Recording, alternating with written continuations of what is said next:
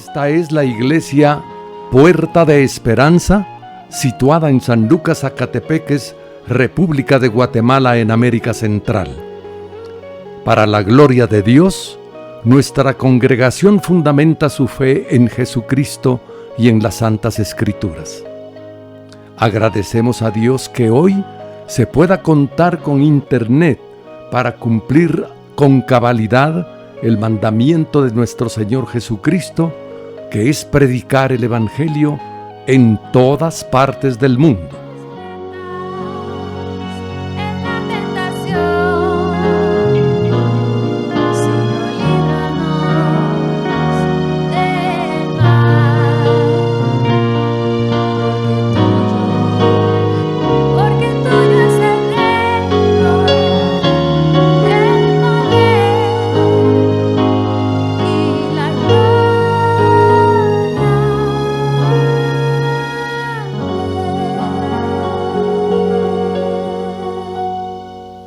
Con mucho agrado, ofrecemos hoy la prédica de nuestro pastor general, el licenciado Gustavo Adolfo Bonilla.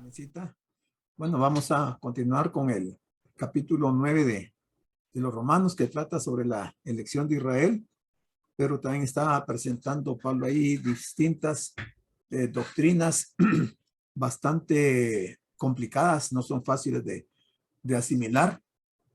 Y decíamos que han causado algunas confrontaciones entre diferentes grupos de teólogos. Habíamos visto ya el versículo 16, pero lo voy a poner acá solo para unirlo con lo que nos corresponde para esta noche. Te dice Pablo, así que no depende del que quiere ni del que corre. Realmente meditar sobre esto a veces no le encuentra a uno el significado verdadero, porque se pone uno a pensar, ¿y qué de aquella gente que realmente quiere del Señor, que está buscando al Señor? ¿Cómo compaginamos eso con esta doctrina? No depende del que quiere ni del que corre. Pero no termina ahí el versículo, dice, sino de Dios que tiene misericordia. Estos son los campos secretos de Dios, que nosotros no podemos entender la mente de Dios ni en algunos aspectos su voluntad en cuanto a este tema de la salvación. Y el 17 dice, porque la Escritura dice a Faraón, para esto mismo te he levantado, para mostrar en ti mi poder y para que mi nombre sea anunciado por la tierra. Este lo vimos el miércoles al final, vimos este versículo, no lo terminamos y hoy vamos a concluirlo, pero vemos que aquí hay dos razones por las cuales Dios levantó a Faraón. Lo levantó para mostrar su poder, el poder de Dios, y también para que su nombre fuera anunciado por la tierra.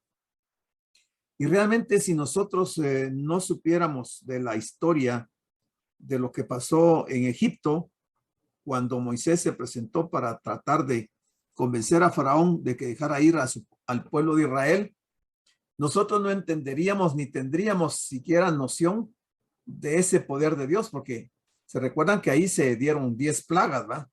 En esas 10 plagas, ahí no solo los egipcios, sino que muchas generaciones, llegando hasta la nuestra, hemos conocido el poder de Dios, porque ahí se hicieron cosas totalmente sobrenaturales y las vamos a recordar en esta noche. ¿Qué pasó ese día, en esa ocasión en Egipto?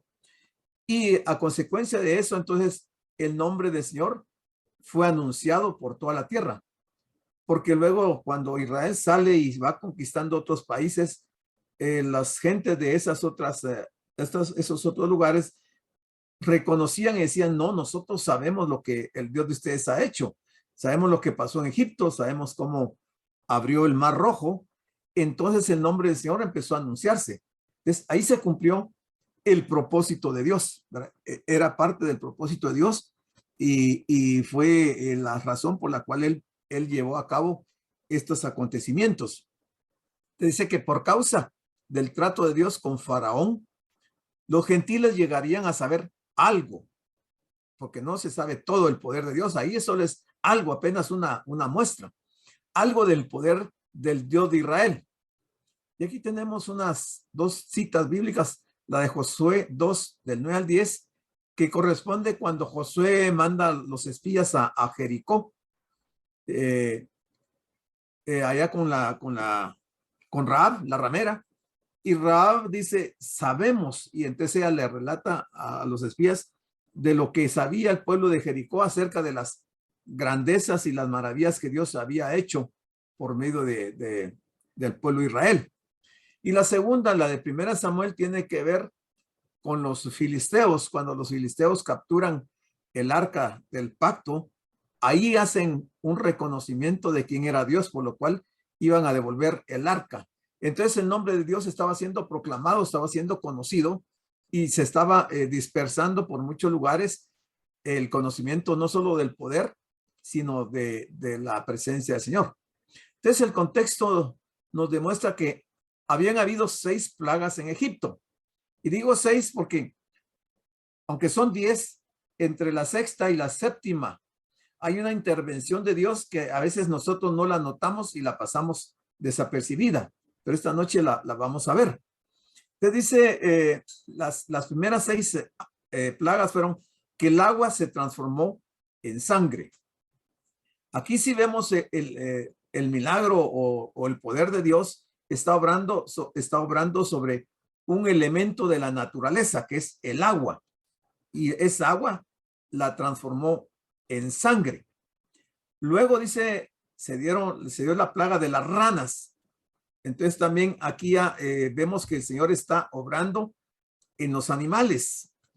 Y luego la de los piojos, los insectos, las moscas también insectos. Luego se dio una plaga en el ganado. Si vemos, está haciendo el Señor una manifestación de su poder en distintos elementos del mundo. Y en la sexta se relata las úlceras en la gente y en los animales. Entonces, esas 6 plagas se dieron al principio, pero luego iban a haber otras 4 más, que era el granizo, que también es sobre la naturaleza, las langostas, que es sobre los insectos, luego 3 días de tinieblas intensas, nuevamente sobre la naturaleza, y por último, la muerte de todos los primogénitos de Egipto. Entonces, con las personas, con los seres humanos.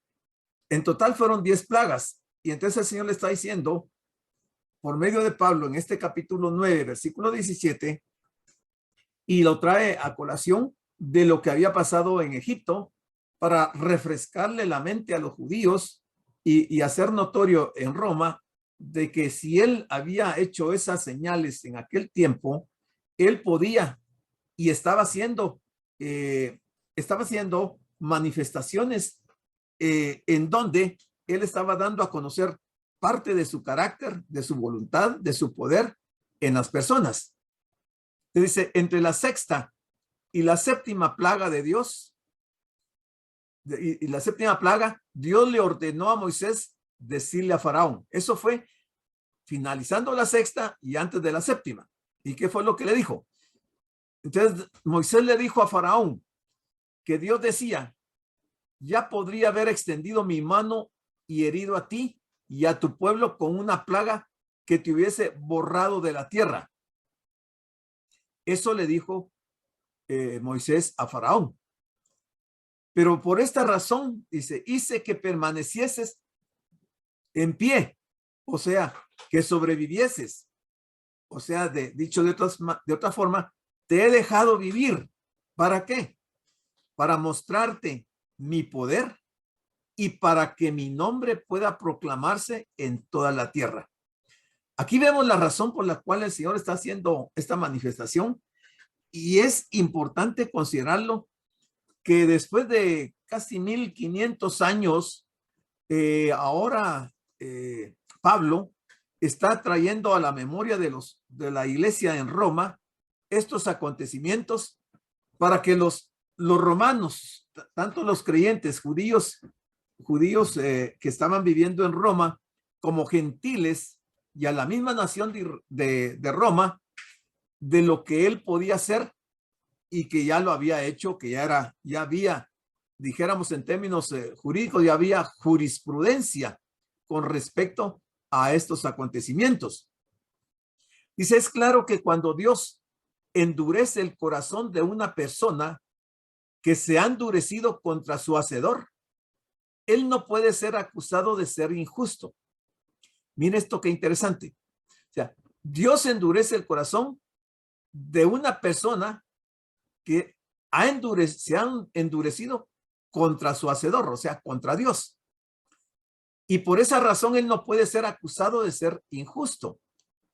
Sea que Dios realmente haga esto o que en lugar de ello muestre misericordia, es algo que está más allá del poder de decisión que de esa persona o de nosotros. Esta es una luz roja para nosotros. ¿Por qué digo que es una luz roja? Porque, hermanos, dependiendo de nuestra conducta, dependiendo de nuestra relación con Dios, si descuidamos nuestra relación con Dios, Él puede endurecer nuestro corazón. Y lo puede endurecer en forma definitiva. De manera que el Señor, habiendo endurecido el corazón de una persona y que ya no tenga oportunidad de reflexionar y de dar marcha atrás, lo que le espera después de esto es la ira de Dios. Y la ira de Dios es algo que no lo podemos describir con palabras humanas, porque lo que pasó el Señor en la cruz del Calvario, cuando él llevó sobre su humanidad la ira de Dios, realmente no podemos entenderla a cabalidad, porque en un momento dado el Señor le dice al Señor que por qué lo ha abandonado. Dios mío, ¿por qué me has abandonado? ¿Qué estaba sintiendo o qué estaba viendo el Señor en ese momento cuando la ira de Dios estaba siendo derramada en él? Entonces, nosotros menos que podamos entender eso.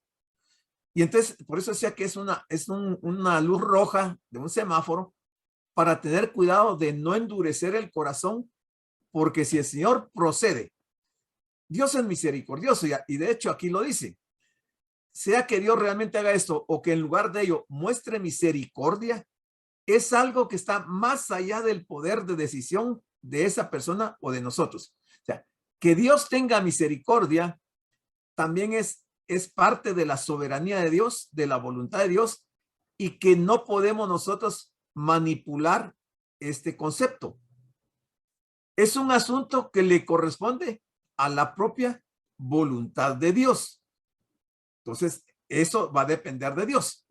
Entonces dice el versículo 18, de manera que de quien quiere, ¿quién quiere? Dios, de quien quiere, tiene misericordia.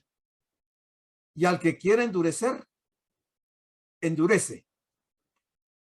¿Cómo entender esa soberanía de Dios y ese actuar de Dios de que Él puede elegir a una persona y tener misericordia de ella, pero a la par puede agarrar a otra persona y la endurece? ¿Cómo funciona esto? ¿Cómo entenderlo?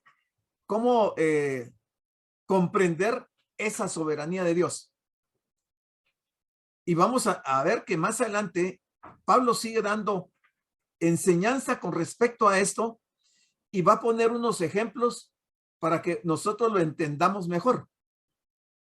Pero realmente, hermanos, yo les dije cuando empezamos en este capítulo 9 que nos íbamos a meter a aguas profundas, que aquí en todo este capítulo 9 no estamos viendo, no estamos enseñando la lechita del evangelio. Estamos tratando con temas muy profundos, alimento muy sólido, que creo todos nosotros los que estamos conectados ya tenemos, por razón del tiempo, tenemos preparado nuestro espíritu y nuestra mente para entender doctrina un poco más profunda. Aunque confieso que hay cosas que son difíciles de entender. El mismo apóstol Pedro, refiriéndose a las enseñanzas de Pablo, él decía, hay cosas que Pablo dice que son difíciles de entender, y lo decía Pedro. Entonces, nosotros con mayor razón, hay cosas que no las vamos a entender exactamente, pero que sí nos va a dejar una idea de qué se está hablando, de qué se está tratando. Una expresión notable de la soberanía de Dios. Dice, no hay razón para dudar que el endurecimiento del cual Faraón fue objeto era final. O sea que puede haber un endurecimiento temporal. Pero en el caso de Faraón, el endurecimiento fue final. Y Dios a él lo escogió para endurecer su corazón. Y para que aún viendo esos portentos, esos milagros tan tremendos que hizo el Señor, él nunca reconoció la soberanía de Dios. Y tuvo un corazón obstinado y se negó a seguir las instrucciones que Dios le estaba dando por medio de Moisés.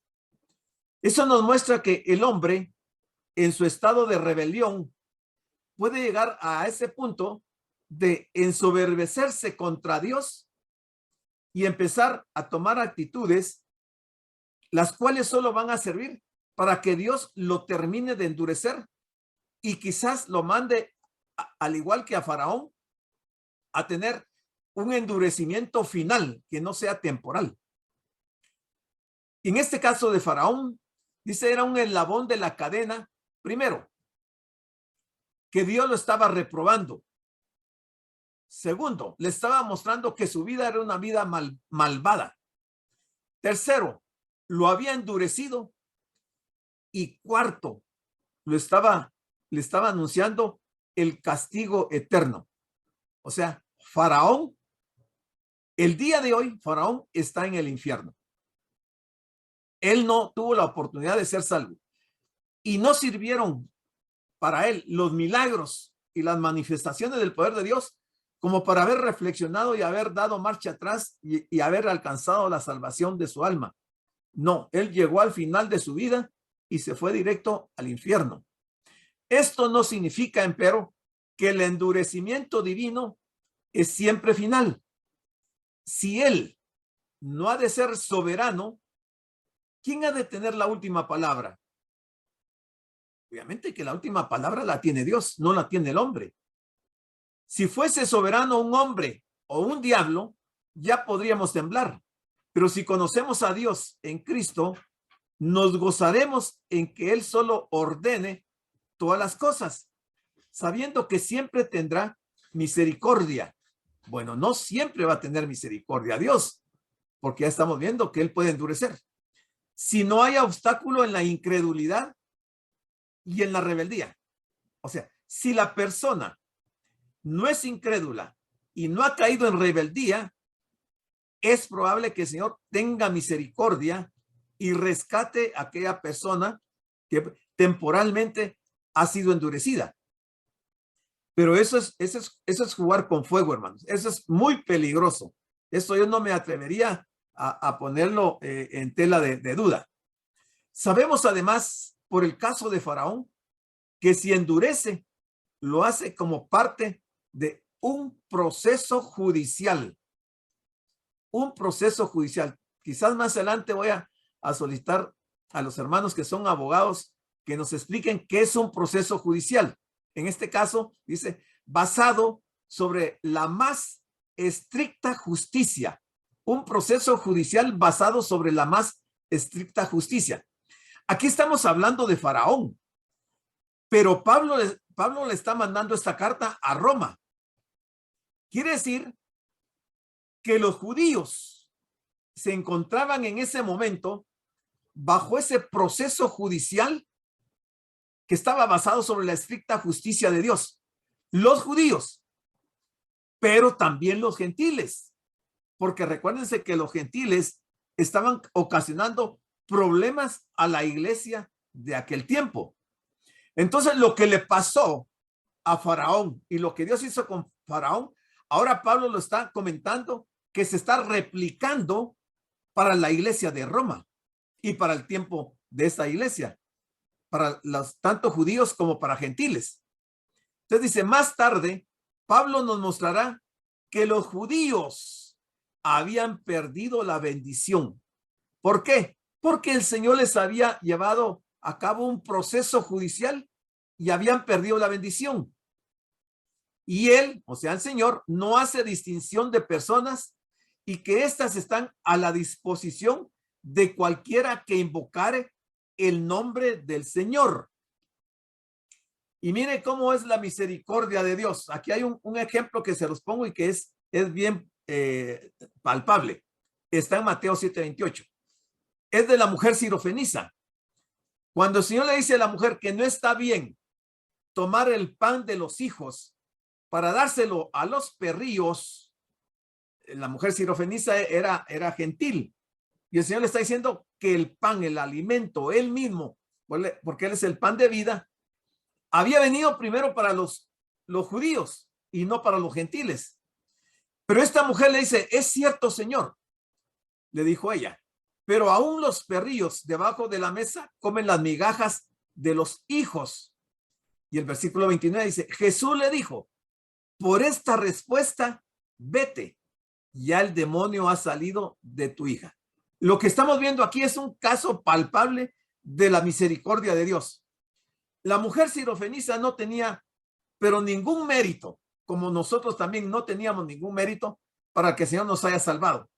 Simplemente es la misericordia de Dios, la gracia de Dios, y por supuesto que esto opera también con el concurso de la fe en Jesucristo. De lo contrario, esto no se hubiera dado con esta mujer. Es Dios quien muestra misericordia. Es Dios quien endurece el corazón. El mismo sol que derrite la mantequilla también endurece la arcilla. Este es un pensamiento de Hodge.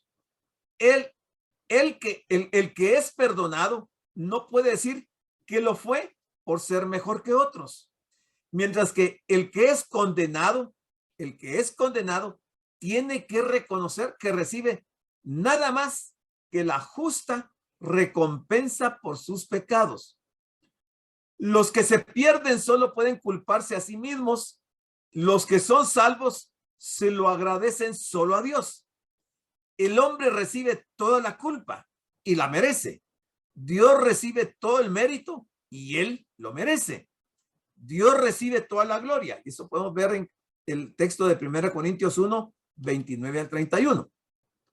Siguiendo entonces con el versículo 19 de este capítulo 9 de Romanos, dice Pablo, y Pablo se pone en este momento como en la contraparte a quien Pablo le está hablando. Digamos que Pablo le está hablando a la iglesia de Roma, y ahora Pablo se pone como el receptor en la iglesia de Roma y dice, pero me dirás, ¿por qué? ¿Por qué pues sin culpa? Mire, es un argumento un poco fuera de orden, ofensivo. ¿Por qué pues inculpa? Porque ¿quién ha resistido a su voluntad? Y eso dice Pablo, me dirás. Y se está refiriendo a la iglesia de Roma, a los judíos y a los gentiles. La objeción proviene de no distinguir dos aspectos. Primero, entre la voluntad secreta de decreto de Dios, la voluntad secreta de Dios, y segundo, la voluntad revelada de precepto. Por supuesto, el hombre no puede hacer nada con respecto a la voluntad secreta. No puede hacer nada, pero se lo juzga cierta y correctamente responsable por lo que hace respecto a la voluntad revelada. O sea, nosotros tenemos la palabra revelada de Dios, tenemos sus mandamientos, tenemos sus ordenanzas, tenemos sus advertencias. Si eso que ha sido revelado, nosotros estamos violando eso, entonces sobre eso vamos a ser juzgados y vamos a ser responsables con respecto a eso. Este doble hecho es expuesto claramente en dos pasajes fáciles de recordar. Deuteronomio 29:29, que habla precisamente de esto de que lo secreto le pertenece a Dios y lo revelado a los hombres. Pablo se imagina a alguien que pregunta, si todo es cuestión de elección de Dios, ¿cómo puede Dios encontrar culpa en mí? La pregunta pareciera razonable. Si todo es cuestión de elección de Dios, ¿cómo puede Dios encontrar culpa en mí? ¿Cómo puede alguien ir en contra de lo que Dios elige? Las preguntas suenan razonables. ¿Puede el Dios soberano inculpar al hombre? Fíjense que todas esas preguntas son preguntas retóricas. Una pregunta retórica es una pregunta que no requiere respuesta, pero que la respuesta está dada en la misma pregunta, porque dice, ¿puede el Dios soberano inculpar al hombre? La respuesta es sí, y está involucrada en esto. Dios puede inculpar a cualquier hombre. Definitivamente, Él es soberano en poderlo hacer.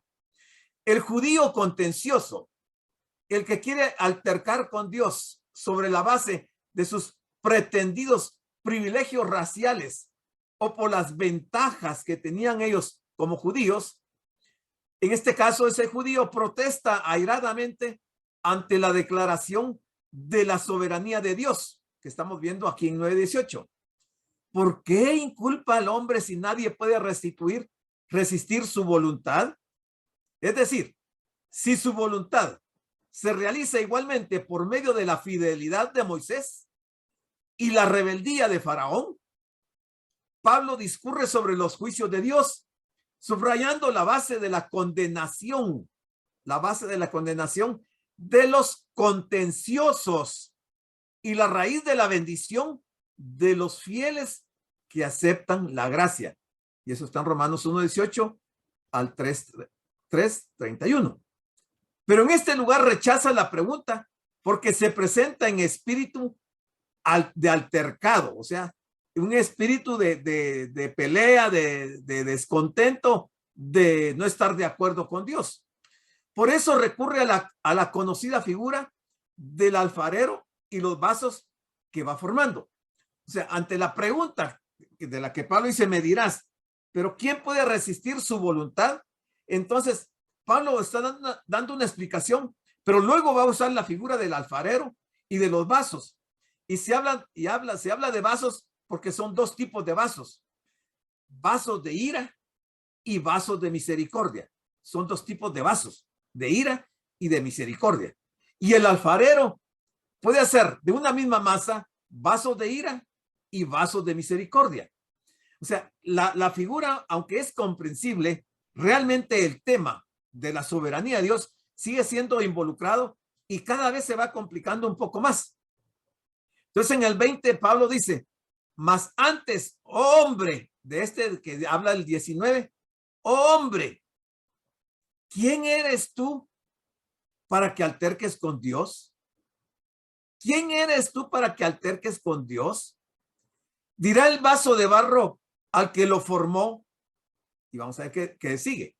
Es interesante que Pablo en realidad no conteste la objeción. ¿Por qué no está contestando la objeción? Sino que nos muestra cuál debería ser la actitud de nuestro corazón delante del Señor. En este capítulo 9, Pablo está tratando con doctrinas que son muy difíciles de entender. Por ejemplo, el propósito de Dios. ¿Quién puede entender la doctrina del propósito de Dios? ¿Quién puede entender la elección de Dios? ¿Quién puede entender cómo Dios otorga soberanamente misericordia en los versículos 15 y 16? Y también acá se está viendo a Dios mostrando misericordia a algunos y endureciendo a otros. Hay una sola manera de entender estas cosas.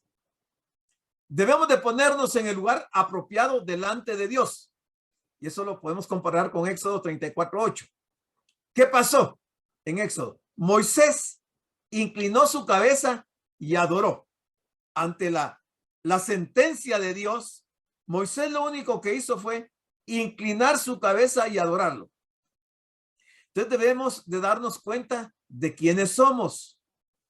No solo somos frágiles criaturas hechos del polvo, sino también somos criaturas caídas y depravadas.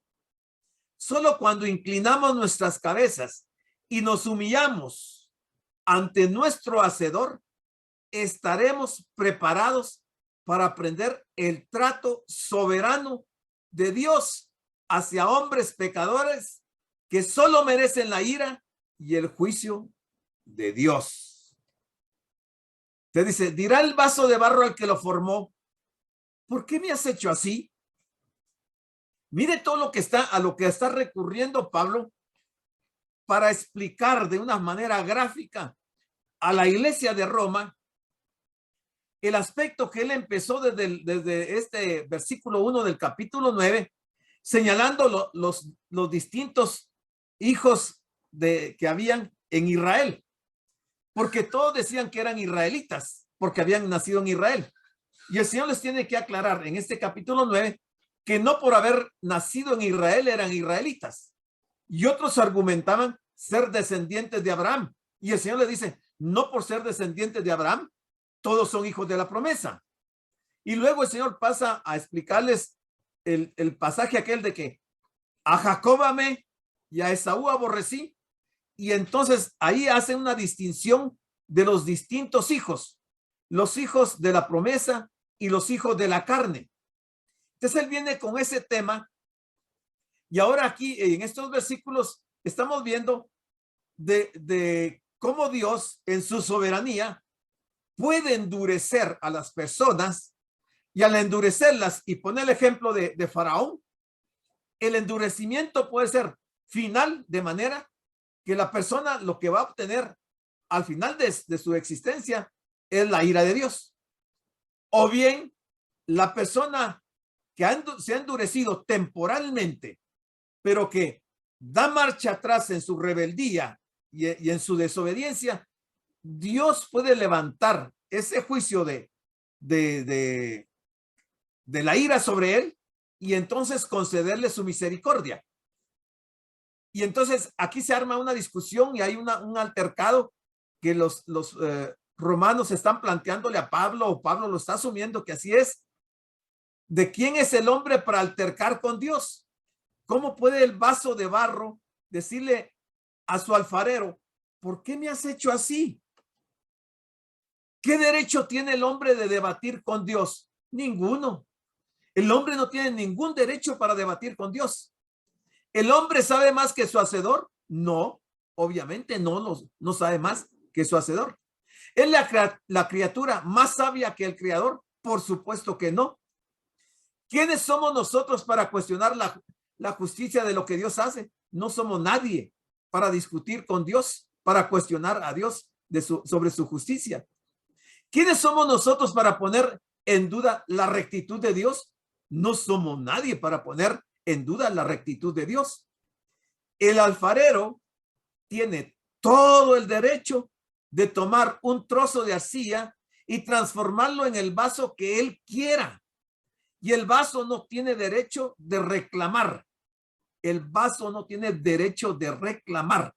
Yo sé que ahorita estarán algunos pensando algunos conceptos que quisieran exponerlo, pero al final les va a dar su tiempo. Si vemos en Isaías 29:16, donde el profeta muestra lo absurdo que es que la vasija niegue que ha sido hecha, porque dice ahí en Isaías 29:16, él no me hizo, o que neciamente diga que el alfarero no tiene entendimiento, o sea, que no sabe nada. Y eso es algo grosero que estaba pasando en el pueblo de Israel, porque se estaban refiriendo a Dios, diciendo que Dios no sabía nada y que Dios no los había hecho a ellos. Mira, al punto que habían caído los judíos. Isaías 45:9 dice, donde el profeta muestra cuán necio sería que el tiesto, o sea, el barro, altercara o discutiera con su hacedor. Y si lo comparamos con Jeremías 18, del 1 al 6, el impugnador cuestiona la justicia de Dios y es por consiguiente un descarado, un arrogante y diríamos un torpe, un tonto y casi podríamos decir un estúpido. Alguien que está cuestionando la justicia de Dios. Entonces hay que tener mucho cuidado en este tipo de actitudes.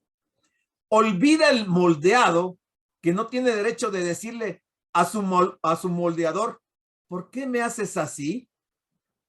Con mayor razón carecen los seres humanos del derecho de dirigirse así a su soberano hacedor. O sea, faltándole respeto a Dios.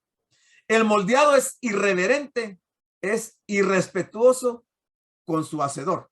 Esto que está planteando Pablo aquí, que lo está trayendo del Antiguo Testamento, esto, hermano, no es una simple historia de algo sencillo que haya pasado. Este es un caso que Pablo lo está poniendo como ejemplo, como ilustración de que ya ocurrió en la antigüedad situaciones de estas. De si Dios no perdonó a Faraón, ¿nos va a perdonar a nosotros si tomamos la actitud de Faraón? Obviamente que no. La lógica me dice que no. Versículo 21. ¿O no tiene potestad el alfarero sobre el barro para hacer de la misma masa un vaso de honra y otro para deshonra? ¿No tiene esa potestad del alfarero? Dios no tiene la facultad del poder de una misma masa hacer dos tipos de vasos, uno de honra y otro para deshonra. Esta también es otra pregunta que tiene una respuesta incluida. Claro que él tiene todo el derecho. Es una pregunta retórica. Tiene el derecho de hacer de una misma masa, hacer un vaso de honra y otro para deshonra. Y si no, veamos el caso de Esaú y de Jacob. De los mismos padres, uno fue vaso de honra y otro fue vaso de deshonra. Potestad es poder, es autoridad, es derecho. La pregunta requiere una respuesta afirmativa. Sí, Dios tiene todo el derecho de hacer un vaso para honra y otro para deshonra. Cuando habla de la masa, es la mezcla con la cual el alfarero forma sus objetos. Cuando habla de la arcilla, se refiere a la humanidad pecaminosa, caída. Dios no hace pecador al hombre. Esto es un pensamiento de Alba McClain. Vaso, cuando se habla de vaso, se está refiriendo a una pieza de alfarería, un jarro, un plato, un vaso. Y entonces lo podemos comparar también con 2 Timoteo 2:20, que también habla de vasos de honra y vasos de deshonra. Pablo no está hablando del hombre en la creación. Pablo no está hablando del hombre en la creación. Porque cuando Dios creó al hombre, lo hizo perfecto. Es cuando el hombre ya ha caído de la gracia, a ese hombre es al que Pablo se está refiriendo. Dios creó al hombre bueno, santo y justo, pero la arcilla de la cual Pablo está hablando aquí es una arcilla pecaminosa. Todos los hombres son de esa misma arcilla. Todo hombre es un pecador y todo hombre merece el juicio. Dios tiene el derecho de tomar a un hombre de esa masa y tener misericordia de él. En el palacio de un rey, mire estos ejemplos. En el palacio de un rey, hablando de vasos de honra y de deshonra, puede haber un vaso o una vasija para poner bellas flores, pero también en el palacio del rey puede haber otra vasija para colocar basura infestada de gusanos. También puede haber otra vasija que puede usarse para acarrear agua, pero puede haber otra vasija para sacar residuos o desperdicios. El alfarero tiene todo el derecho de hacer diferentes tipos de utensilios para diferentes propósitos. En Jeremías 18, del 4 al 10, se relata este caso de el alfarero que rehace el vaso que se estropea en sus manos. Según su voluntad, es cierto, pero conforme al principio de que Dios se muestra misericordioso con el arrepentido y con el severo y con el rebelde. Dice, Dios se muestra misericordioso con el arrepentido y severo con el rebelde. Todo lo contrario. Hay misericordia para el que se arrepiente, pero hay severidad del juicio de Dios con el rebelde. En Jeremías 19, del 1 al 11, el vaso ya estaba cocido, no habiendo manera de reformarlo porque estaba cocido. Mientras el alfarero está trabajando con la arcilla en sus manos, lo puede cambiar. Pero cuando ya lo metió al horno y este barro ya está totalmente cocido, de manera que no se puede reformar, esto ilustra el estado de la nación rebelde y por lo tanto el profeta lo quiebra, ya no lo rehace, lo quiebra simbólicamente a la vista de los príncipes. ¿Cuál era el mensaje? De igual forma hallamos vasos de ira en el versículo 22 de nuestro pasaje. Y si Dios lo soporta, es para dar a conocer la riqueza de su gloria en cuanto a los vasos de misericordia. Entonces, siguiendo con el otro versículo, veamos qué nos dice Pablo en el 22. ¿Y qué? Dice Pablo. ¿Y qué? Si Dios, queriendo mostrar su ira y hacer notorio su poder, soportó con mucha paciencia los vasos de ira preparados, ¿para qué? Para destrucción. Dios, queriendo mostrar su ira y hacer notorio su poder, soportó con mucha paciencia los vasos de ira preparados para destrucción. Dios desea desplegar y exhibir su ira. La palabra ira se refiere a la severidad de Dios y al disgusto divino contra el pecado. No se trata de un mero arranque de enojo, sino de un sólido y permanente estado de enojo contra el pecado, una santa ira e indignación. Estos vasos de ira se refiere a los que pasan a la eternidad sin haber sido salvos. Demostrarán la santidad y la rectitud y la perfecta justicia de Dios, que lo podemos ver también, compararlo con Apocalipsis 16:5, cuando dicen: justo eres tú, oh Señor, porque has juzgado estas cosas. Hacer notorio quiere decir que está revelando. Faraón ciertamente llegó a conocer el poder de Dios y los juicios de Dios.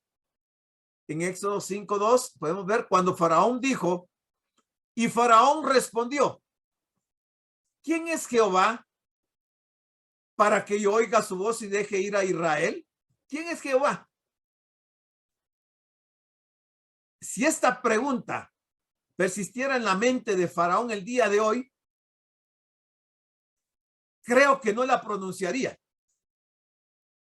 Porque hoy, el día de hoy, a estas horas, Faraón está en el infierno y entonces ya conoció quién es Jehová. Y ahora estará arrepentido por haber dicho, para que yo oiga su voz y deje ir a Israel. Y agregó, yo no conozco a Jehová, ni tampoco dejaré ir a Israel. Quisiera Faraón tener una oportunidad ahorita, aunque sea de 5 minutos, para retractarse de esto, pero ya no puede. Él ya se condenó. Él era un vaso de ira. Él era alguien que el Señor lo levantó para mostrar su poder y para manifestar su gloria. Todos los hombres llegarán a conocer a Dios, todos, absolutamente todos, ya sea como juez o como salvador. ¿Quiénes son estas vasijas de ira? Hay quienes las identifican con los futuros creyentes de Efesios 2:3, que dice lo siguiente: entre los cuales también todos nosotros vivimos en otro tiempo en los deseos de nuestra carne, haciendo la voluntad de la carne y de los pensamientos, y éramos por naturaleza hijos de ira, lo mismo que los demás. Entonces algunos dicen que este pasaje de Efesios 2:3 se está refiriendo a esas vasijas de ira, pero hay muchos pensamientos en relación a esto, pero el que más se toma en cuenta es que se está refiriendo a los que nunca fueron salvos. Esos fueron los vasos de ira, o que la ira de Dios fue, y el endurecimiento de Dios hacia ellos fue final, fue total, absoluto. Pablo procedió a mostrar que Dios trataba con paciencia y misericordia aún a las vasijas que caerían bajo su ira. Dios tiene paciencia aún con aquellos que finalmente se pierden. nunca podremos decir que Dios las había preparado para la destrucción. La rebelión y el pecado del barro fue lo que las preparó para el juicio. Dios habría tenido toda la razón en ejercer un juicio inmediato sobre ellas, pero trató a estas vasijas no como barro muerto, sino como criaturas con libre albedrío, y les dio amplias oportunidades para revelar cualquier inclinación que pudieran tener para obedecer a Dios,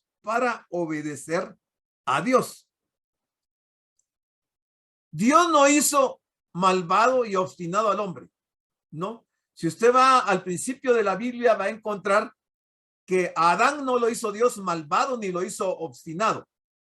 Al contrario, fue en el proceso de su vida que el hombre se volvió malvado y se volvió obstinado.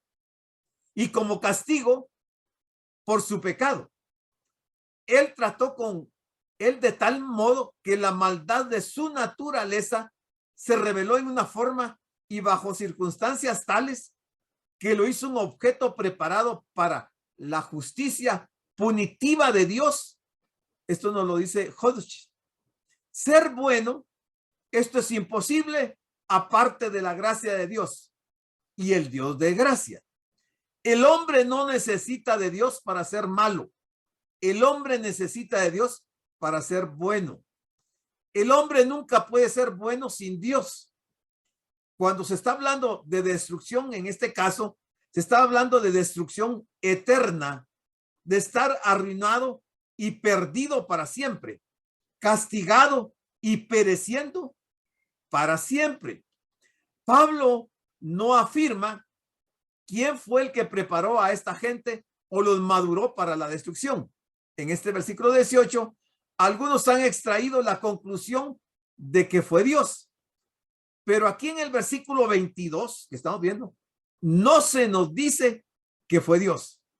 Repito, en este versículo 22 no se nos dice que fue Dios.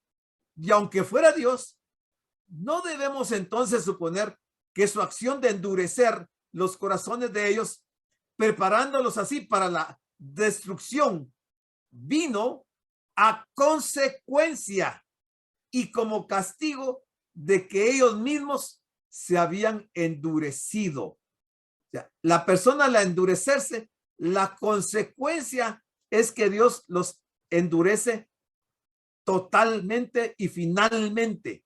¿Para qué? Para derramar sobre ellos su ira. La gente misma, en cooperación con Satanás, eran los agentes activos de este endurecimiento.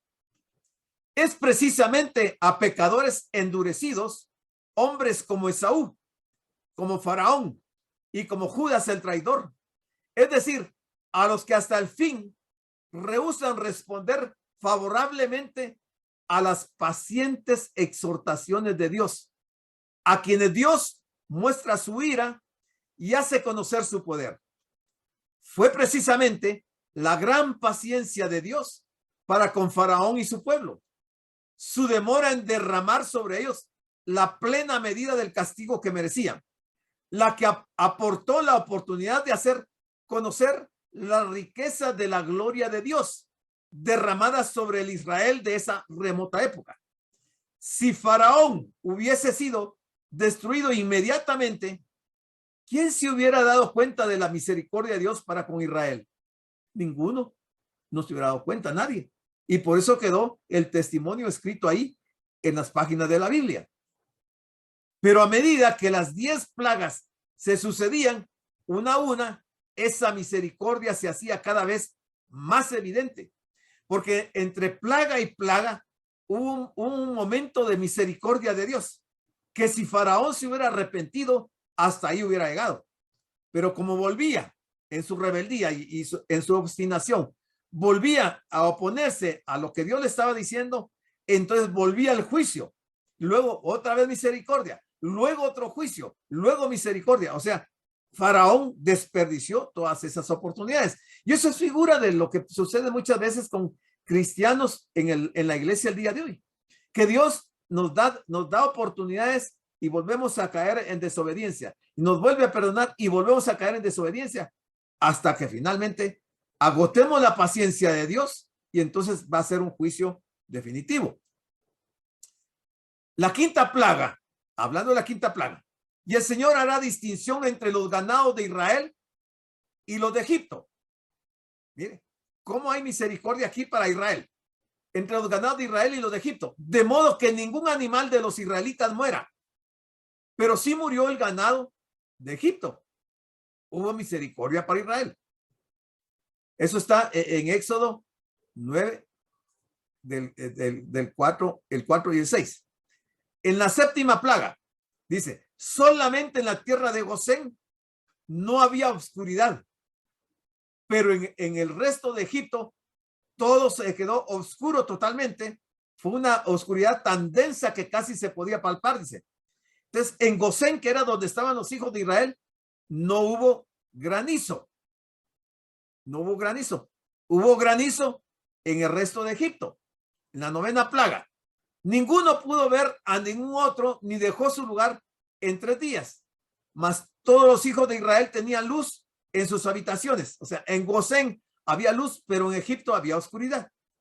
En la 10ª plaga, habrá un gran clamor por toda la tierra de Egipto, pero entre los israelitas ni un perro ladrará a ningún hombre o animal, para que sepáis que el Señor hace diferencia entre los egipcios e Israel. El vaso de deshonra y el vaso de honra, el vaso de ira y el vaso de misericordia. La sangre os será por señal en las casas donde vosotros estáis, y cuando yo vea la sangre, pasaré de vosotros. Ahí se ven, todos esos pasajes se ven la misericordia de Dios, pero se ve también el castigo de Dios, cómo el Señor endureció a los egipcios y los juzgó con plagas tremendas, severas. 23. Dice, y para hacer notorias la riqueza de su gloria, las mostró, ¿para quién? Para con los vasos de misericordia, no para los vasos de ira. Para los vasos de misericordia hizo notoria la riqueza de su gloria que él preparó de antemano para gloria. La expresión que preparó de antemano para gloria nos hace recordar Efesios 2:10, que dice, porque somos manufactura suya, creados en Cristo Jesús para buenas obras, que Dios preparó de antemano para que anduviésemos en ellas. El pensamiento de Romanos 8:28 al 30 aparece nuevamente aquí con este pasaje de Efesios 2:10. Versículo 24. A los cuales también ha llamado. ¿A quiénes ha llamado? A los vasos de misericordia. Las del versículo 23. A los cuales también ha llamado. Y dice Pablo, esto es a nosotros. O sea, Pablo se incluye entre los vasos de misericordia. Y Pablo está diciendo que dentro de la iglesia, obviamente, hay vasos de misericordia. Y no solo de judíos, sino también de los gentiles. Mire cómo Pablo va detallando de una manera bien gráfica y va ilustrando este aspecto de la soberanía de Dios, de los vasos de ira, de los hijos de la carne, de los hijos de la promesa, todo esto que hemos venido viendo. Hay una distinción clara que se hace aquí entre los vasos de ira y los vasos de misericordia. Dios mostró tanta paciencia para con los vasos de misericordia como para con los vasos de ira. Pero, ¿qué pasó? Los vasos de ira estaban preparados para la destrucción por ellos mismos. Segundo, mientras que Dios es el que prepara los vasos de misericordia, Godet sugirió aquí que los vasos de ira se referían a la misma nación judía que fue destruida en el año 70 después de Cristo. Jesús anunció la destrucción, pero él era sufrido y paciente. Jesús lloró sobre la ciudad y oró diciendo, Padre, perdónalos. El apóstol Pedro dijo además que el evangelio sería predicado primeramente a ellos. Pero por fin el juicio vino con la destrucción de Jerusalén por Tito en el año 70 después de Cristo y la dispersión consiguiente de la nación. Y Dios había salvado a un remanente, salvó a un remanente. Los del remanente eran los vasos de misericordia. Los del remanente eran los vasos de misericordia. He aquí la analogía de Dios. Su paciencia con Faraón fue cumplida en la nación de Israel. Y la subsiguiente destrucción de Israel vino después que experimentó ampliamente la paciencia de Dios. O sea, realmente hay un momento en que la paciencia de Dios se agota, se derrama el vaso y él ya no va a tener paciencia. Entonces, él es paciente y espera y nos da una oportunidad, 2 oportunidades, 3, 5, 10 oportunidades. Pero cuando se agota su paciencia, entonces lo que va a pasar es que él va a juzgar con justicia a las personas y va a derramar su ira. Versículo 25 dice lo siguiente. Antes del versículo 25. Pablo ha dejado bien claro que la nación de Israel fue escogida gracias a la voluntad soberana de Dios y no por algún mérito de los israelitas. Dios no solamente ha escogido a una nación, sino que también ha salvado a aquellos de aquella nación que se han convertido a él. Y siempre hay un remanente. Pero Dios también está tomando un pueblo para su nombre de entre los que no son judíos. Muy bien, nos vamos a quedar aquí. Se me terminó el tiempo. Luego vamos a seguir con el versículo 25, que aquí viene otra figura muy interesante que la vamos a ver el siguiente miércoles. Y con esa figura creo que Pablo va a terminar la ilustración de todo este tema de la soberanía de Dios, de manera que esperamos que cada uno de nosotros hayamos comprendido todos los casos que Pablo ha expuesto para que podamos entender estas diferentes doctrinas. Les dejo el tiempo para preguntas. Yo creo que... Damos las gracias por su atención a la prédica del pastor general, licenciado Gustavo Adolfo Bonilla, e invitamos a la prédica del próximo domingo a esta misma hora.